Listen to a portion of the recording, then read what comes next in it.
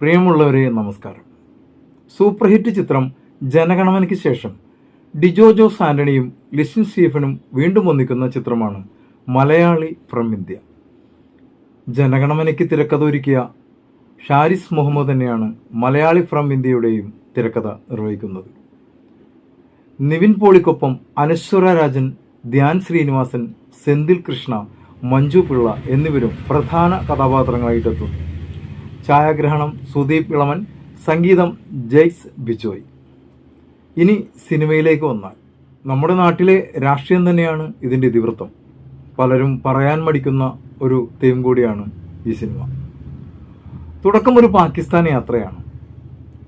ആ യാത്രയിലാണ് സിനിമയുടെ ഫ്ലാഷ് ബാക്ക് പോകുന്നത്. നമ്മളെപ്പോഴും ഏതെങ്കിലും ഒരു കെണിയിൽ കൊണ്ട് ചാടിക്കുന്ന ഒരു ചങ്ങാതി ഒരുവിധം എല്ലാവർക്കും ഉണ്ടാവും. അത്തരമൊരു ചങ്ങാതി നമ്മുടെ നായകനുമുണ്ട്. ഇന്ത്യയും പാകിസ്ഥാനും തമ്മിലുള്ള ക്രിക്കറ്റ് കളിയിൽ ഇന്ത്യ തോൽക്കുന്നു. പാർട്ടി ഓഫീസിൽ ക്രിക്കറ്റ് കളി കണ്ട് ഇന്ത്യയുടെ തോൽവിയിൽ നിരാശരായി വരുന്ന ആസ്ഥാന രാജ്യസ്നേഹികളിൽ ഒരാൾ ഒരു കാഴ്ച കാണുന്നു. രണ്ട് മുസ്ലിം കുട്ടികൾ അവരുടെ വീടിന് മുന്നിൽ പടക്കം പൊട്ടിച്ച് കളിച്ചു ചിരിക്കുന്നു. പാകിസ്ഥാൻ ജയിച്ചതിലുള്ള ആഹ്ലാദമാണ് അതെന്ന് കരുതുന്ന ആ ആസ്ഥാന രാജ്യസ്നേഹി ഓടിപ്പോയി തൻ്റെ കൂട്ടുകാരനെ വിളിച്ചു കൊണ്ടുവന്ന് അവനെയും കൂട്ടി ഒരു പെട്രോൾ ബോംബ് ഉണ്ടാക്കി കൊണ്ടുവന്ന് ആ പിള്ളേർ പടക്കം പൊട്ടിച്ച് കളിക്കുന്ന വീട്ടിലേക്ക് എറിയുന്നു. ശേഷം അവിടെ നിന്ന് ഓടി രക്ഷപ്പെടാൻ പറ്റാതെ പോയ നമ്മുടെ നായകനെയും അവൻ്റെ സുഹൃത്തുക്കളെയും ജനങ്ങൾ തിരിച്ചറിയുന്നു. സത്യത്തിൽ ദീപാവലിക്ക് പൊട്ടിക്കാൻ കൊണ്ടുവന്ന പടക്കവും കമ്പിത്തിരിയും ബാക്കി വന്നത് മറ്റൊരു ആസ്ഥാന രാജ്യസ്നേഹിയുടെ മകൻ ആ മുസ്ലിം കുട്ടികൾക്ക് എടുത്തു കൊടുക്കുകയും ആ കുട്ടികളത് പൊട്ടിച്ചതുമാണ് യാഥാർത്ഥ്യം. സത്യത്തിൽ നമ്മുടെ നായകനെ കൂട്ടുകാരൻ വന്ന് വിളിക്കുന്നത് ആ വീട്ടിലേക്ക് പെട്രോൾ ബോംബ് എറിയുന്ന കാര്യമൊന്നും നായകൻ അറിയുന്നില്ല. കൂട്ടുകാരൻ വിളിച്ചപ്പോൾ ഇറങ്ങി പുറപ്പെട്ടു പോയി. അങ്ങനെയാണല്ലോ, സുഹൃത്തുക്കൾ വിളിക്കുമ്പോൾ എന്തിനാണ് ഏതിനാണെന്ന് ചോദിക്കാണ്ട് കൂടെ ഇറങ്ങിപ്പോവും. അങ്ങനെ ഇറങ്ങിപ്പോയതാണ്.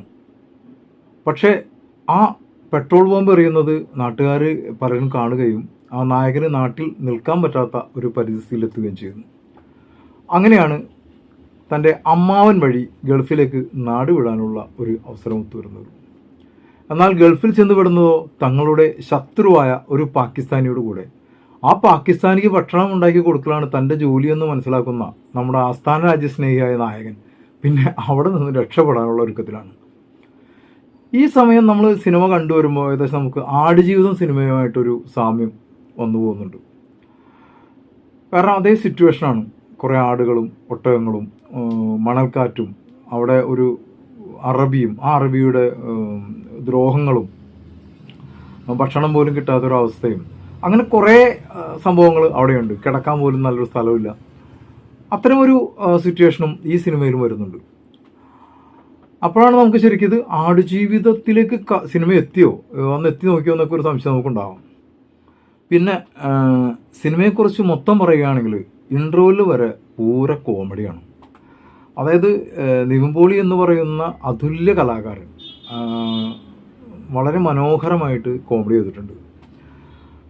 തൻ്റെ പെങ്ങളുടെ കല്യാണക്കാര്യം പറയുന്ന അമ്മയോട്, അമ്മ എന്തിനാണ് വിഷമിക്കുന്നത്, ഞാനില്ലേ, അച്ഛനില്ലെങ്കിൽ എന്താ കുഴപ്പം, ഞാനില്ലേ അമ്മ ഒരു 100 എടുക്കാണ്ടാവോ എന്ന് ചോദിക്കുന്ന അത്രക്കും ഒരു ഗതിയില്ല, ഒരു പരഗതിയില്ലാത്ത ഒരാളായിട്ടാണ് നമ്മുടെ നായകൻ അഭിനയിക്കുന്നത്. അമ്മ അത് കേട്ടിട്ട് അവൻ തലാനിട്ട് ഓടിക്കുന്നതും, അതുപോലെ തന്നെ സ്കൂളിലെ ഉപ്മാവ് മേടിച്ച് തിന്നാൻ പോകുന്ന അല്ലെങ്കിൽ സ്കൂളിലെ ഉച്ചക്കഞ്ഞിക്ക് വേണ്ടി കാത്തു നിൽക്കുന്ന 2 കൂട്ടുകാരാണ് ഇതിലെ നായകനും നായകൻ്റെ കൂട്ടുകാരനും. അതായത് നായകനായിട്ട് നിവിൻ പോളിയും നായകൻ്റെ കൂട്ടുകാരനായിട്ട് ധ്യാൻ ശ്രീനിവാസനുമാണ് അഭിനയിക്കുന്നത്. രണ്ടും ആസ്ഥാന രാജ്യസ്നേഹികളുടെ വേഷമാണ് ചെയ്തിരിക്കുന്നത്. മരുഭൂമിയിൽ ചെന്ന് പെടുന്നതിന് ശേഷം, ഗൾഫിലെത്തിയതിന് ശേഷം അവിടെയുള്ള ഒരു പാകിസ്ഥാനിയുമായിട്ട് ഭയങ്കര പ്രശ്നങ്ങളൊക്കെ ആയതിനു ശേഷം പിന്നീട് ആ പാകിസ്ഥാനിയെ ഇവർ സ്നേഹിച്ചു തുടങ്ങുന്നു. അത് മനസ്സുകൊണ്ട് ഇവർ പരസ്പരം പാകിസ്ഥാനി നല്ലൊരാളാണ് തിരിച്ചറിയുന്നതോടെ മനസ്സിലാക്കുന്നതോടെ ആ പാകിസ്ഥാനിയോട് ഇഷ്ടം തോന്നുന്നു. അപ്പോൾ ആ പാകിസ്ഥാനിയോട് പലപ്പോഴും ഈ പാകിസ്ഥാനികളോട് വിരോധം എന്താണെന്ന് കരുതിയാൽ, അതായത് ഇവിടെ ജനങ്ങളെ കൊണ്ടുപോയിട്ട് ആട് നോക്കാൻ കൊണ്ടുപോകുന്നതും ആടിനെ മേയ്ക്കാനായിട്ട് സിറിയയിലേക്ക് കൊണ്ടുപോകുന്നതൊക്കെ ഈ മുസ്ലിങ്ങളാണെന്നുള്ളൊരു രീതിയിലാണ് അയാളോട്, അല്ലെങ്കിൽ പാകിസ്ഥാനികളാണ് അല്ലെങ്കിൽ അഫ്ഗാനിസ്ഥാനികളാണ് എന്നുള്ള രീതിയിലാണ് ആ പാകിസ്ഥാനിയോട് ഈ ആസ്ഥാന രാജ്യസ്നേഹിയ നമ്മുടെ നായകന് ദേഷ്യം വരാനും തോന്നാനും അല്ലെങ്കിൽ വെറുപ്പ് തോന്നാനുള്ള കാരണം. എന്നാൽ അയാളുടെ മകനും, അതായത് ഈ പാകിസ്ഥാനിയുടെ മകനും അങ്ങനെ ഒരു ബോംബ് സ്ഫോടനത്തിലാണ് മരിച്ചത്. നിരപരാധിയായിരുന്ന ആ പയ്യൻ മരണപ്പെട്ടു. ആ കഥ അറിയുന്നത് കൂടിയിട്ട് ഈ നിവിൻ പോളി നമ്മുടെ നായകന് ഈ പാകിസ്ഥാനിയോട് ഇഷ്ടം തോന്നുകയും പിന്നെ അവർ തമ്മിൽ നല്ല ഫ്രണ്ട്ഷിപ്പ് ആവുകയും ചെയ്യുന്നു. ആ സമയത്താണ് നാട്ടിലും വിദേശത്തും കോവിഡ് എന്ന മഹാമാരി കൊണ്ടുപിടിച്ചിരിക്കുന്ന സമയം. അങ്ങനെ കോവിഡ് വന്ന് നമ്മുടെ ആ പാകിസ്ഥാനി മരിക്കുകയും ആ പാകിസ്ഥാനിയുടെ അവസാനത്തെ ആഗ്രഹം പാകിസ്ഥാനിൽ പോയി തൻ്റെ മകളോട് പറയാൻ വേണ്ടിയിട്ട് കുറച്ച് അയാൾ വായിച്ചുകൊണ്ടിരുന്ന കുറച്ച് പുസ്തകങ്ങളുമായി പാകിസ്ഥാനിലേക്ക് പോകുന്ന നായകൻ്റെ ആ ഒരു രംഗമാണ് നമ്മൾ ആദ്യമായിട്ട് സിനിമയിൽ കാണുന്നത്. നിവിൻ ഈ പറഞ്ഞ പോലെ കുറച്ചു കാലം വളരെ ഫ്ലോപ്പായിരുന്നു പടങ്ങളൊക്കെ. പിന്നെ വർഷങ്ങൾക്ക് ശേഷം വന്ന സിനിമയിലൂടെ നിവിൻ വളരെ രസകരമായിട്ട് തിരിച്ചുവരവെടുത്തിരിക്കുകയാണ്. ഇതിലും നിവിൻ വളരെ നന്നായിട്ടുണ്ട്. സംഭവം ഇൻ്റർവെൽ വരെ വളരെ കോമഡിയും വളരെ രസകരമായിട്ടുള്ള കോമഡികളാണ് കൂടുതലും. അതിനുശേഷം ഇടയ്ക്ക് സിനിമ ഒന്ന് വലിയുന്നുണ്ട്, ജസ്റ്റ് ഒന്ന് നമുക്ക് ഒരു ഇഴച്ചിലുണ്ട് സിനിമയ്ക്ക്. അതിനുശേഷം ക്ലൈമാക്സിൽ നമ്മളെ കരയിക്കുന്നുണ്ട്. ശരിക്കും നമ്മൾ കരഞ്ഞു പോകുന്ന ഒത്തിരി സീനുകളുണ്ട്. ബന്ധങ്ങളുടെ വില വളരെ നല്ല രീതിയിൽ പറഞ്ഞു പോകുന്നുണ്ട് ഈ സിനിമയിലൂടെ. ഇതിൽ എടുത്തു പറയേണ്ട മറ്റൊരു കഥാപാത്രമുണ്ട്. ഒരൊറ്റ സീനിൽ മാത്രം വന്നു പോകുന്ന ഷൈൻടോ ചാക്കോ അവതരിപ്പിക്കുന്ന ഒരു കളക്ടർ വേഷം.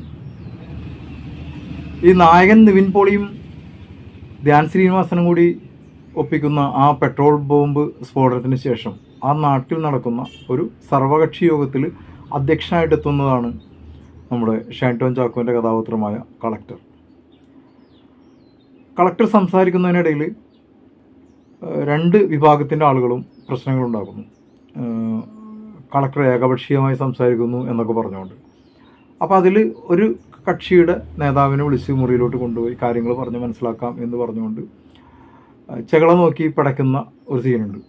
അയാൾ തിരിച്ചു വരുമ്പോൾ മറ്റേ കക്ഷിയുടെ നേതാവിന് ആളും പറയും എന്നോടും കാര്യങ്ങൾ എനിക്കും പറയണം കാര്യങ്ങൾ എന്ന് പറയുമ്പോൾ ആളെയും വിളിച്ചു കൊണ്ടുപോയിട്ട് അതേപോലെ തന്നെ പടയ്ക്കുന്ന ഒരു സീൻ വളരെ നന്നായിട്ട് തന്നെ ഷൈൻടോ ചാക്കോ കൈകാര്യം ചെയ്തിട്ടുണ്ട്.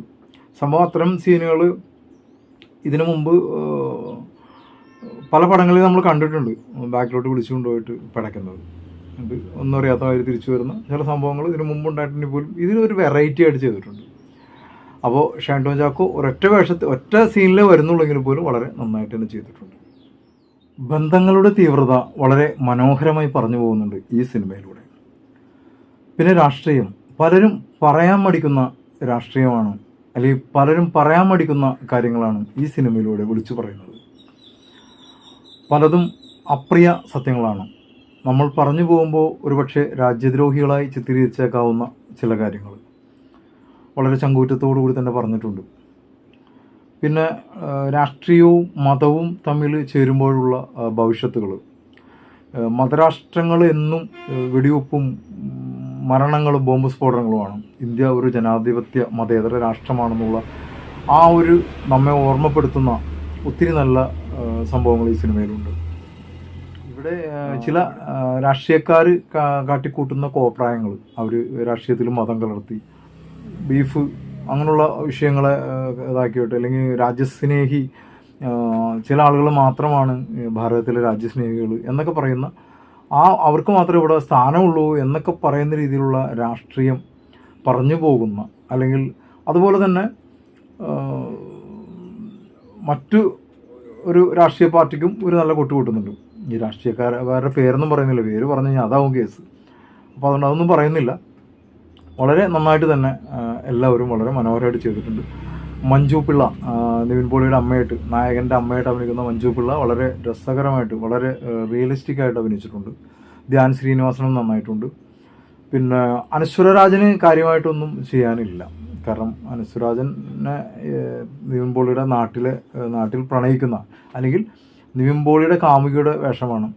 നിവിൻ പോളിക്ക് അനശ്വരരാജൻ്റെ ഇരട്ടി വയസ്സുണ്ടെന്ന് അനശ്വരരാജൻ തന്നെ ഇടയ്ക്കിടയ്ക്ക് പറയുന്നുണ്ട് സിനിമയിൽ. അപ്പോൾ അതുകൊണ്ട് ചേട്ടാ നിങ്ങൾ വേറെ വല്ല ആളുകളെ നോക്ക്, ഞാൻ കുഞ്ഞല്ലേ ചേട്ടാ, ഞാൻ പഠിച്ചുകൊണ്ടിരിക്കുകയല്ലേ എന്നൊക്കെ പറയുന്ന രീതിയിൽ അനശ്വരരാജൻ അങ്ങനെ കാര്യമായിട്ട് വേഷമൊന്നുമില്ല. ഇതാണ്. പിന്നെ ഒരു 1-2 പാട്ടുകളുണ്ട്, നല്ലൊരു ഫൈറ്റുണ്ട്, മരുഭൂമിയിൽ വെച്ചിട്ടുള്ള നല്ല ഫൈറ്റാണത്, അത്യാവശ്യം കുഴപ്പമില്ലാത്തൊരു ഫൈറ്റാണ്. പിന്നെ സിനിമയിൽ പാട്ട് സീനിൽ കടന്നു വരുന്ന കുറച്ച് ഡാൻസുകാരുണ്ട്. അവർ ഈ സിനിമയിലുമുണ്ട്.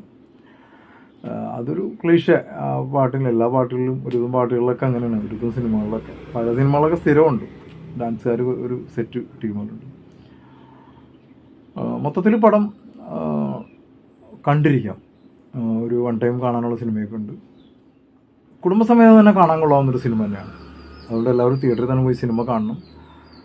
എന്നിട്ട് നിങ്ങളുടെ അഭിപ്രായങ്ങൾ, ഈ സിനിമയെക്കുറിച്ചുള്ള നിങ്ങളുടെ അഭിപ്രായങ്ങൾ എൻ്റെ ഈ വീഡിയോക്ക് താഴെ കമൻറ്റായി എഴുതിയിടുക. നിങ്ങൾ ആദ്യമായിട്ടാണ് എൻ്റെ ഈ ചാനൽ കാണുന്നതെങ്കിൽ കഴിയുമെങ്കിൽ ഒന്ന് സബ്സ്ക്രൈബ് ചെയ്യുക, ബെല്ലൈക്കൺ ഇനാബിൾ ചെയ്യുക. അപ്പോൾ മറ്റൊരു സിനിമയുടെ വിശേഷങ്ങളുമായി കാണുമ്പോഴേക്കും എല്ലാവർക്കും നന്ദി, നമസ്കാരം.